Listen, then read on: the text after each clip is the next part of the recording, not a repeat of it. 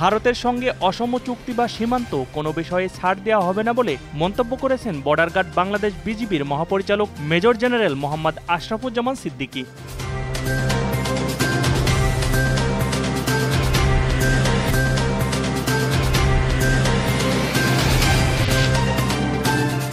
আওয়ামী লীগ তাদের বর্তমান নেতৃত্ব ও ফ্যাসিবাদী আদর্শ থেকে নিজেকে আলাদা না করবে ততক্ষণ পর্যন্ত তাদের বিক্ষোভ করার অনুমতি দেওয়া হবে না বলে জানিয়েছেন প্রধান উপদেষ্টার প্রেস সচিব শফিকুল আলম।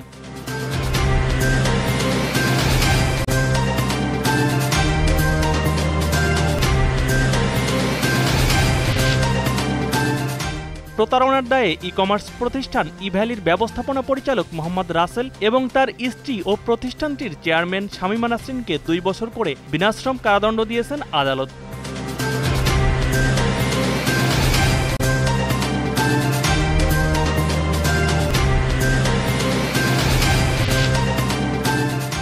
আফগানিস্তানের পূর্বাঞ্চলীয় খোস্ত প্রদেশে অজ্ঞাত বন্দুকধারীর গুলিতে একই পরিবারের 10 জন নিহত হয়েছেন। এক প্রতিবেদনে দেশটির সংবাদ মাধ্যম আরিয়ানা নিউজ এ তথ্য জানায়।